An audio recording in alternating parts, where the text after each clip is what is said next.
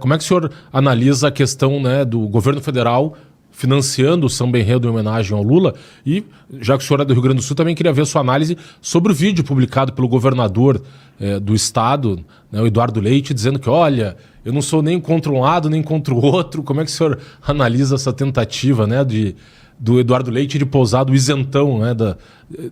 pairando acima de todos os lados da sociedade brasileira? O governador Eduardo Leite, ele é um humorista profissional, né? O profissional do muro, né? É impressionante a desfaçatez com que ele faz essa sua manifestação. Um vídeo, para quem não ainda teve a oportunidade de assistir, que o faça, porque ali nós temos um exemplo de cinismo muito grande, um exemplo de hipocrisia também muito grande, e um exemplo de alguém que se julga acima dos demais, né? Como se ele tivesse algum tipo de aura de moralidade, como ele estivesse num patamar superior, onde ele analisa a planície, ou seja, seus adversários políticos, eleitorais, como se eles não merecessem a mesma atenção ou não fossem dignos dos ouvidos das suas críticas, e também como se a sociedade não tivesse aí com muitas dessas indignações entaladas na garganta e extravasasse isso através da chacota, do meme, da crítica na rede social. Então, assim, eu acho até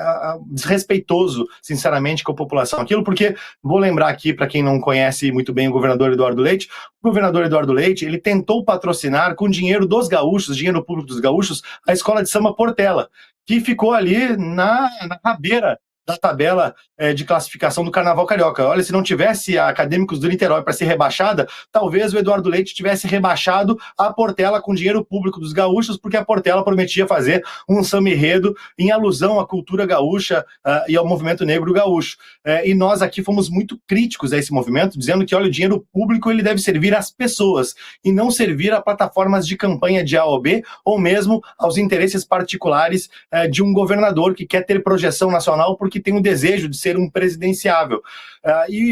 Com isso, eu acabo, naturalmente, já fazendo a crítica ao desfile da Acadêmicos de Niterói, que, na minha opinião, e aí hoje o Real Time Big Data explora esses dados através de pesquisa, né, onde, majoritariamente, a população brasileira enxerga, assim, uma campanha antecipada, uma irregularidade muito flagrante naquele desfile, e onde não cabe dinheiro público e muito menos envolvimento de quadros partidários, como a gente viu. A Janja, de última hora, decidiu não desfilar, mas nós tínhamos lá diversos quadros políticos do PT e dos seus aliados, inclusive muitos gaúchos aqui,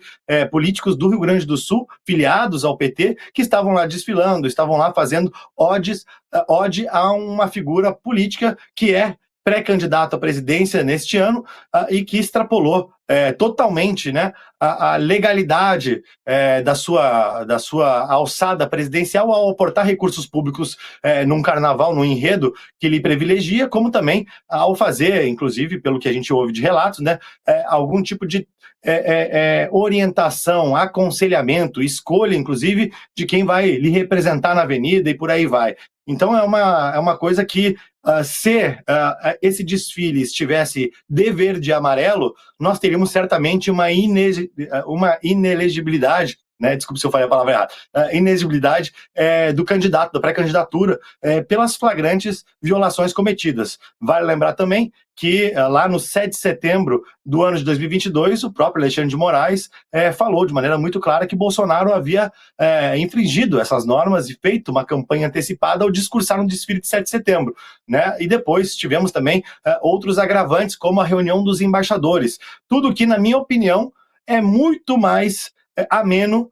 e muito discutível, inclusive, se ali se tratava de algum tipo de promoção pessoal ou campanha antecipada, já que ele era o presidente em exercício em atos oficiais, seja reunião com embaixadores, que a própria Dilma fez antes de ser deposta, né, como também no 7 de setembro, onde tradicionalmente o presidente tem sim um protagonismo, desfila em carro aberto, né, e, portanto, coloca em completo desequilíbrio a análise dessas ocorrências. Então, assim, tanto o governador Eduardo Leite, acredito que erra, quanto também acredito que o desfile da Acadêmicos de Niterói é uma campanha antecipada e mereceria na punição devida.